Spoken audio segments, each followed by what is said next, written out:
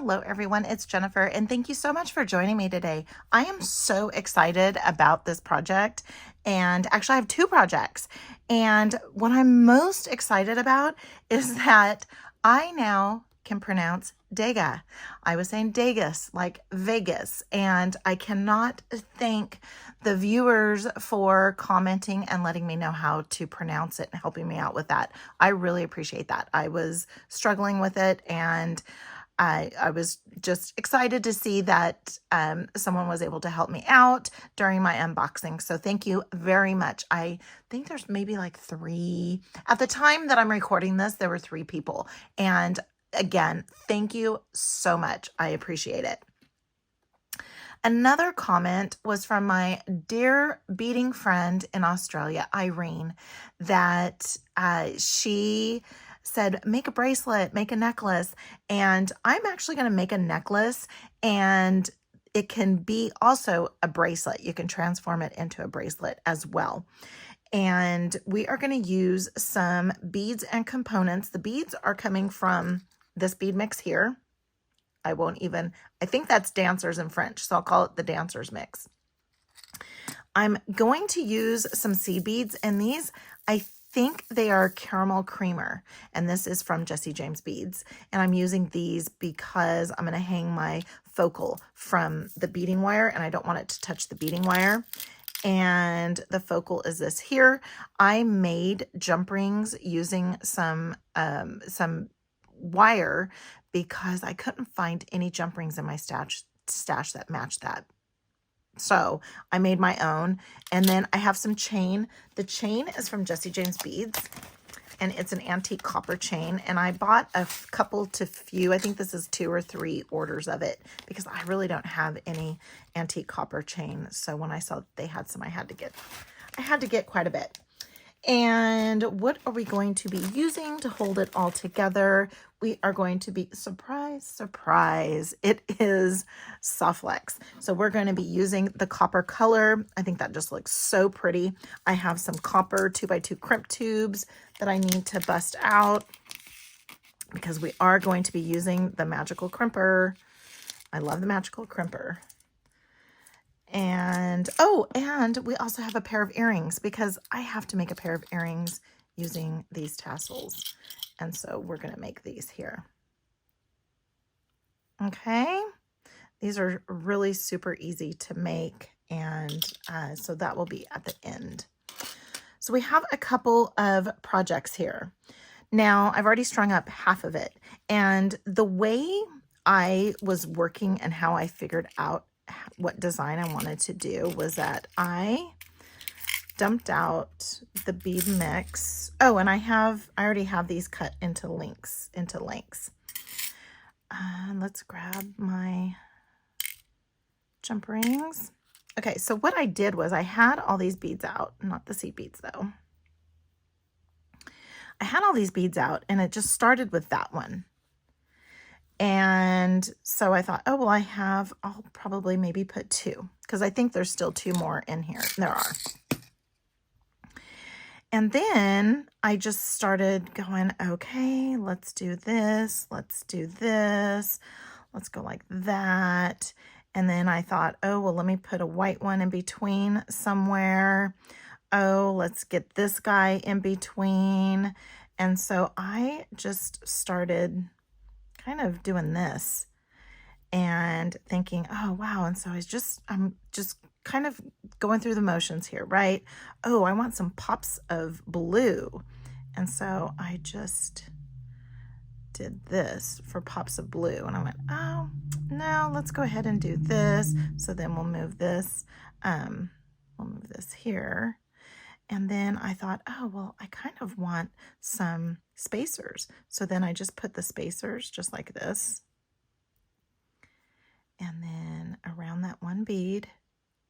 And then I thought, ooh, I want to do some mixed metal. And so I did this.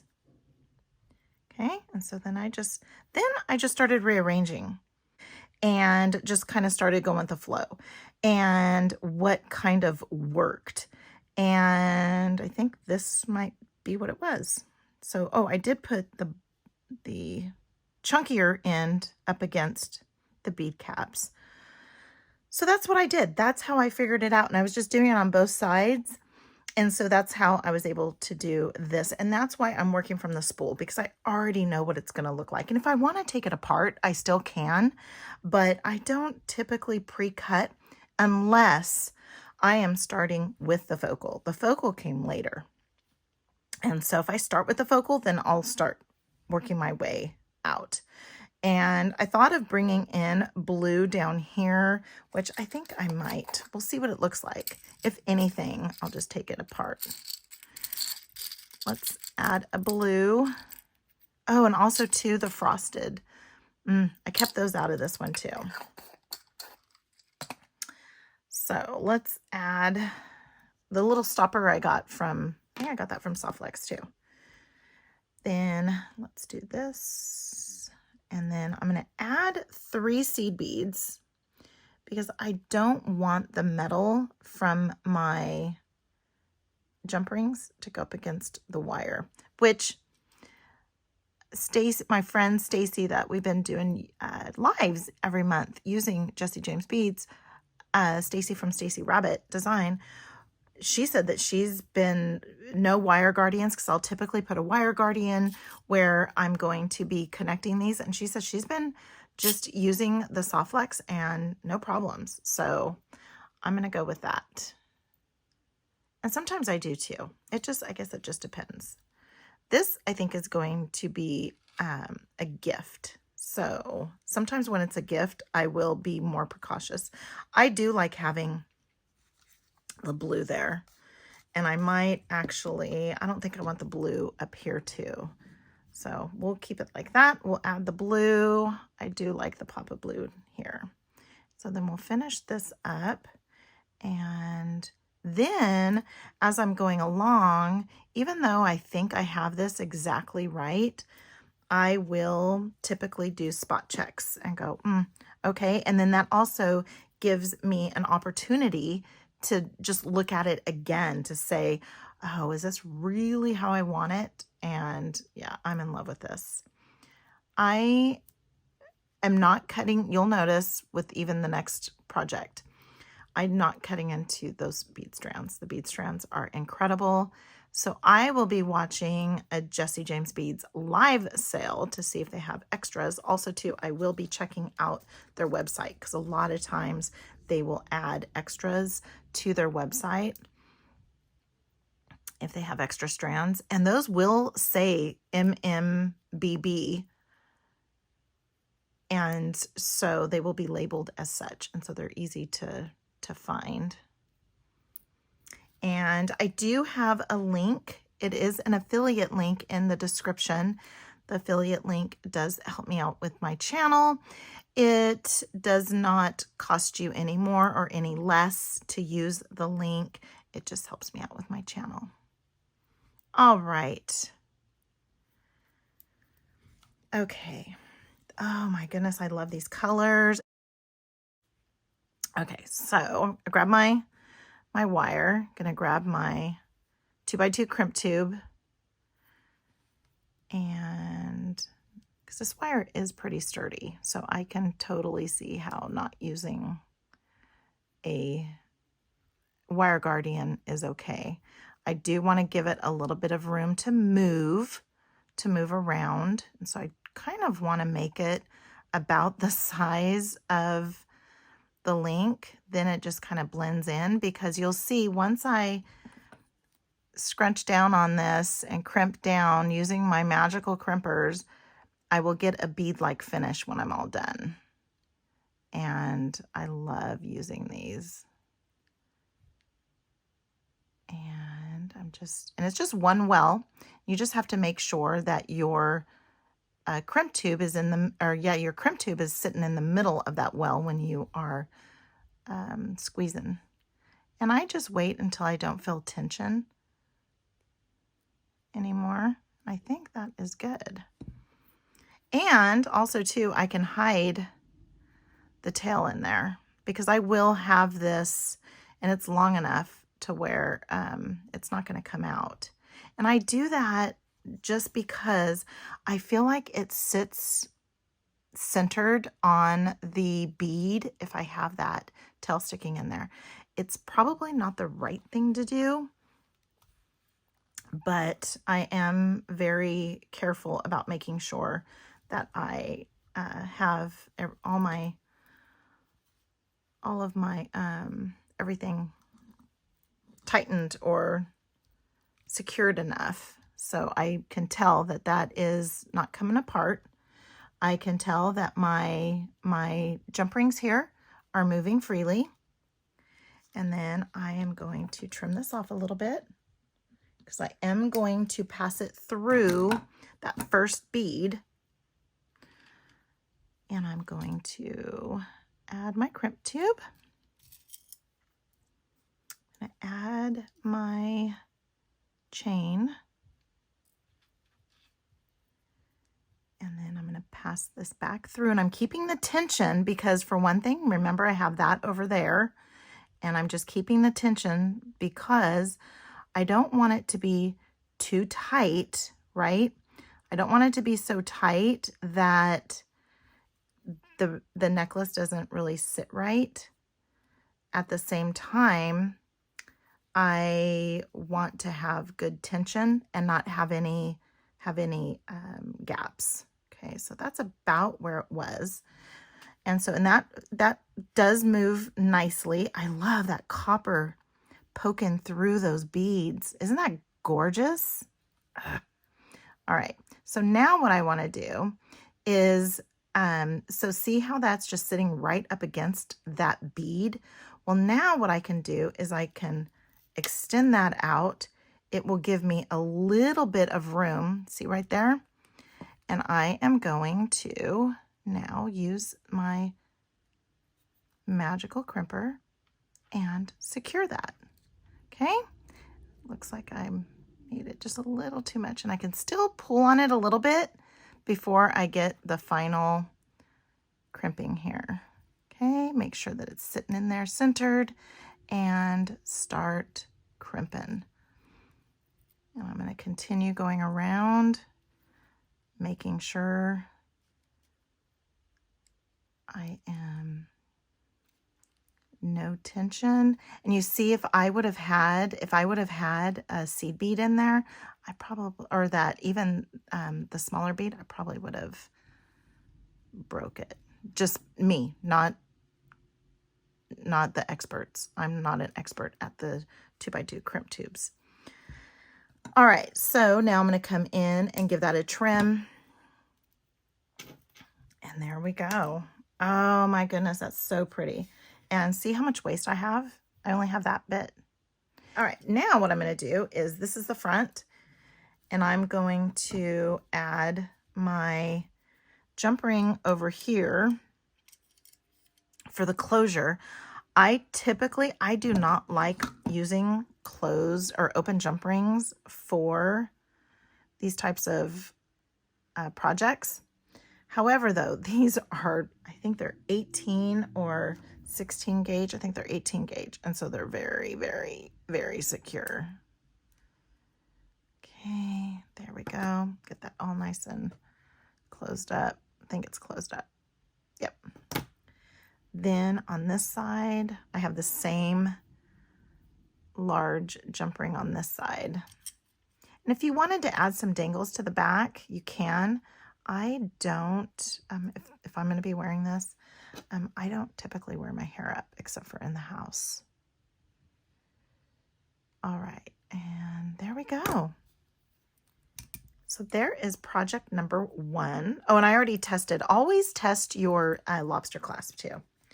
All right, and so there is project number 1, a little bit of mixed metal. And I love it. I love the pops of blue in between there. It's just, I love it. Beautiful colors. Beautiful. All right. Now we're going to go on to the next project. And it is going to be a pair of earrings. And all I did was I made these wire wrapped down here at the bottom. Then for these, though, for this one here, it has a larger hole, so I needed to change it up. And so what I did for the ones up here on top was I did a simple loop at the bottom and then wire wrapped up at the top. Also too, then it keeps the fronts of my wire wraps all facing the same direction too. All right. And of course the tassel, love the tassel. All right, so this one is going to be, oh, that's why I have this long strand. All right, this feels kind of 24 gauge. Let me grab some 22 gauge. Okay, so, and I work from a large spool, so, and this was 22 gauge. So what I'm gonna do is this one is first, and just to minimize waste, I'm gonna work from the spool here and make a wire wrap loop. And I have this like this so that it can move and it's not going to fall off. I have my 90-degree angle bend, and then I'm going to come in with my round nose pliers about here, form over the top barrel, twist or rotate my wrist, and then push that to the back, and now it's all nice and centered. I'm going to open this up a little bit so that I can, let's make sure that this is all okay. Yes, it is. I'm gonna add my tassel. I'm gonna come in with my chain nose pliers and fold that down there. Okay, I'm gonna lock that in place, and I have the tips of my chain nose pliers over the loop. I'm gonna come in with a second pair, use my bent nose pliers for the angle, and I'm going to rotate around 3 times.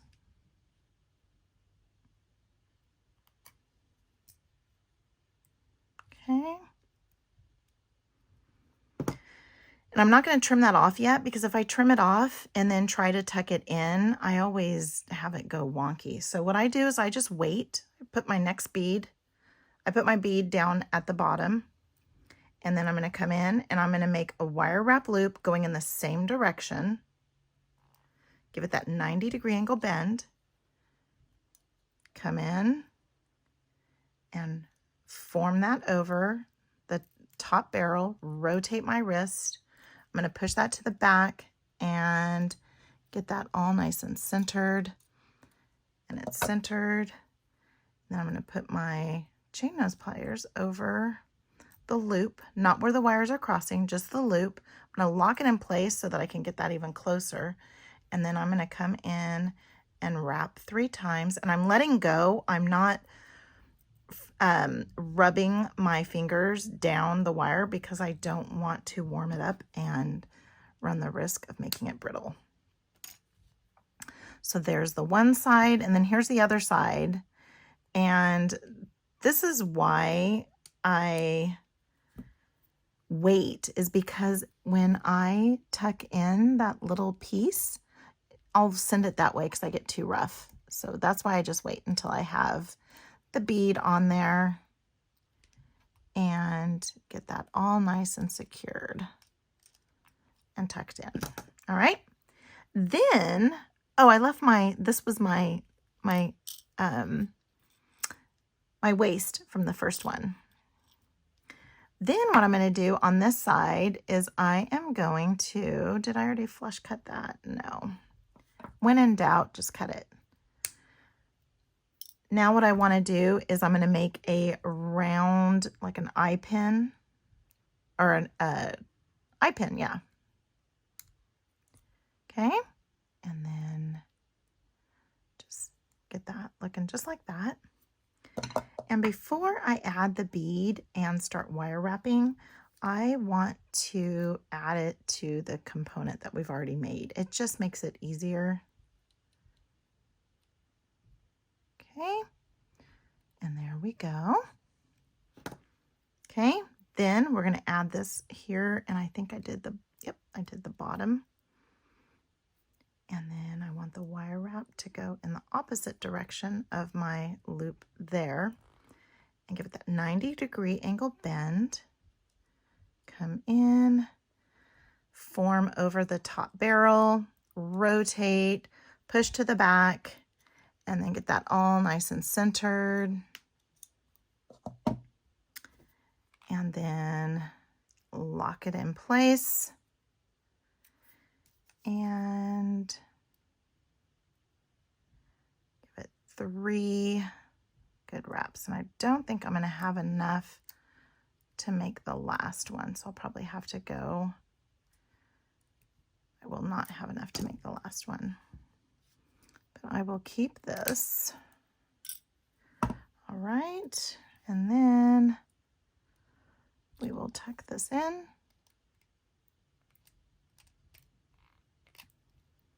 Okay, there we go. And then for our last one, we will bring in our wire from before. We're going to give it a flush cut. We are going to add our bead. It's just going to hang out there at the bottom. I am doing an eye pin instead of a wire wrap loop. Okay. And then bend that. Okay. And then we will get that straight. Yes. Okay. Then we're going to add this to the bottom. And you see why it would be more difficult? So if I had that all tightened, you see how this, because it has a larger hole, it would probably distort that loop a little bit. And I kind of dig that connection right there being kind of hidden. I like that. All right, so now let's do another wire wrap loop. And I'm not at the tippy tip, but I'm pretty close to the tippy tip so that I don't have a huge long neck. And rotate, push to the back, and get that all nice and centered. There we go. Let's get our chain nose pliers sitting on top of there. And we will rotate or wrap 3 nice tight wraps around. Come to the back, give it a trim. And then use my bent nose pliers and get that nice and tucked in. And then we will make sure that we are, you see how that's a little off? See how that's coming straight at me and that one's bent just a little bit? Just grab that and make that go straight. And just make sure the other one's good. And those are good. I'm going to open up these ear wires. I love these ear wires. They're so pretty. They're not my tiara cast, but they're pretty. Let's get that back in there. And there is our second project. I probably could have made ear wires so that it was the same kind of gold, but that is what we have. And here's the, this is not really, this is scraps, but this is waste. And there we go. Here are our 2 projects using the Degas Magical Mystery Bead Box from Jessie James Beads for the month of December. Please give this video a huge thumbs up if you like it. Comment. I love to see what everybody has to say, and subscribe. And until next time, have a good one.